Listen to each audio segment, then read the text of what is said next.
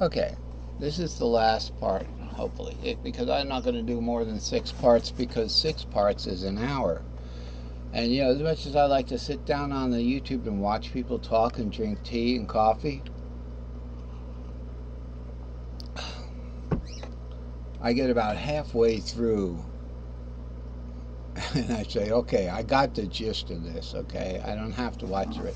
But if you want to learn guitar, you know, I mean, I can watch about half of somebody's stuff till I get sick of them doing too much playing and not enough explaining. But that's okay.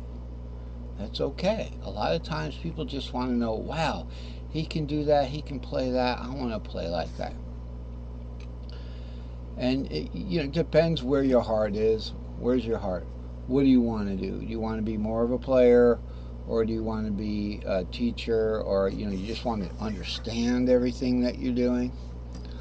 Okay, so we better hurry up, or we're going to run out of time. Again, we got 9 minutes. Every segment is a 10-minute segment with the Bandicam software, freeware. Now, if I buy the Bandicam freeware, then I can make as long the recordings as I want. But then your information gets lost in the sauce. You've got a bigger decision if you're going to redo an entire video.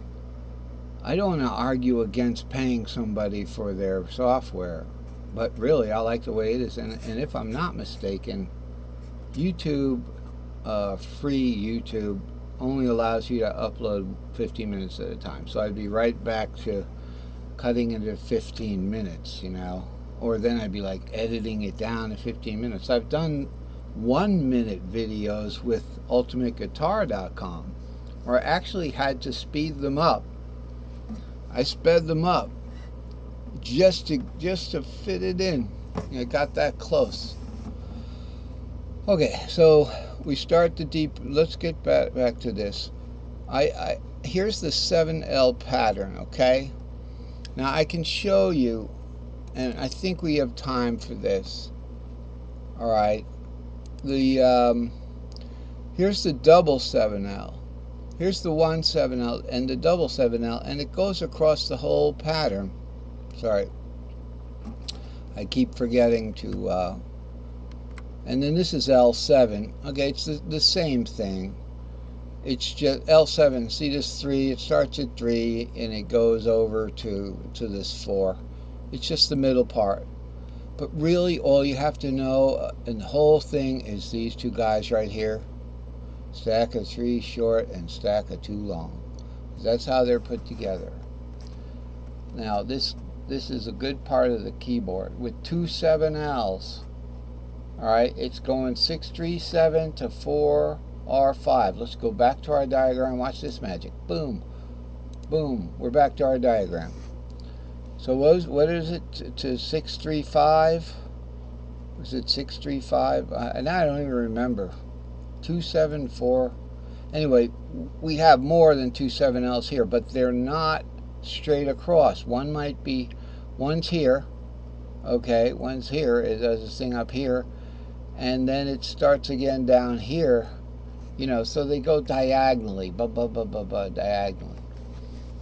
All right, so and then this one's warped, but this is what we got. So I fit the D and the C caged to 1 7L. It fits very nicely, perfectly, as a matter of fact, because the 7L pattern came about from doing pentatonic scale. So let's do the C pentatonic scale.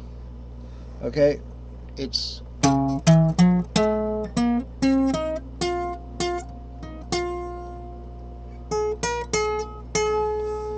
right.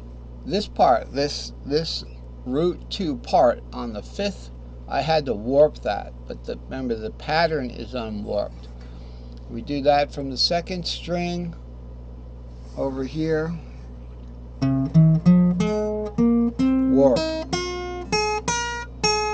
We can do it from the 3rd string.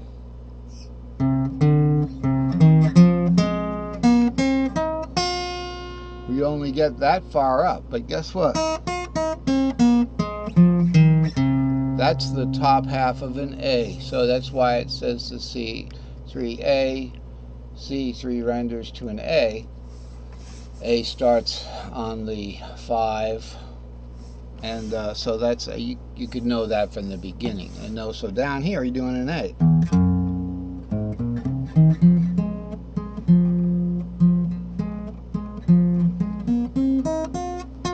Sometimes you'll hear people doing a little ditty in the middle because they're trying to figure out, wait a minute, let me kind of fade into that, and so, you know, and continue on once you're sure where you are.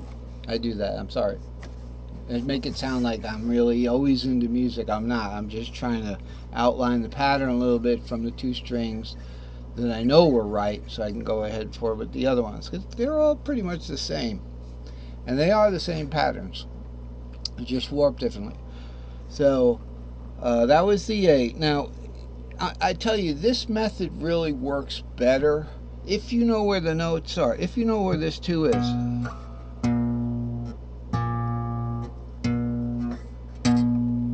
If you know where the 3 E's are.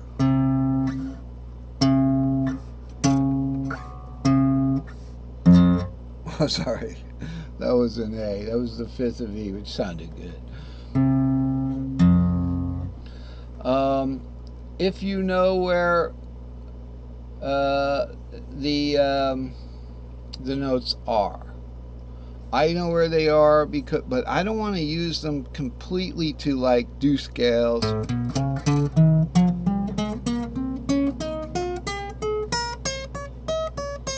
You know, that's just looking at notes. You know, it's better to get some sort of a system that works, and that would be the pentatonic and the diatonic scales. Okay, so to go.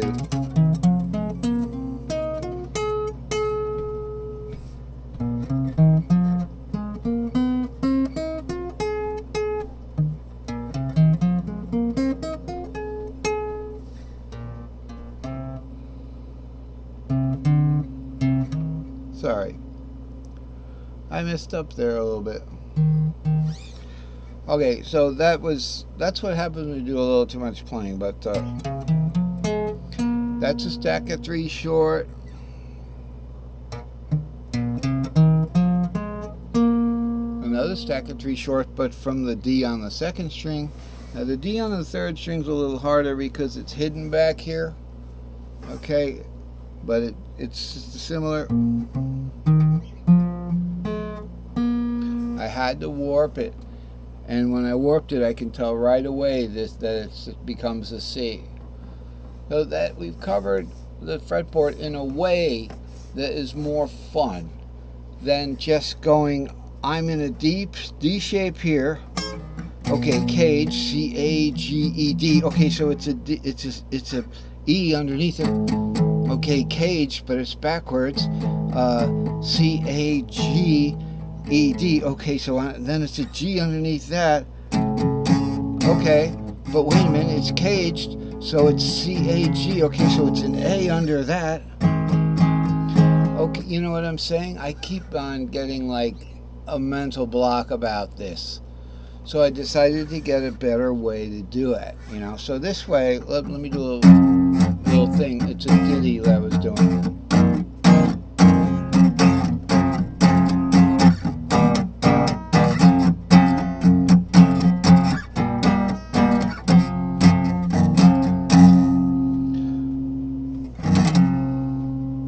All right, that's A minor.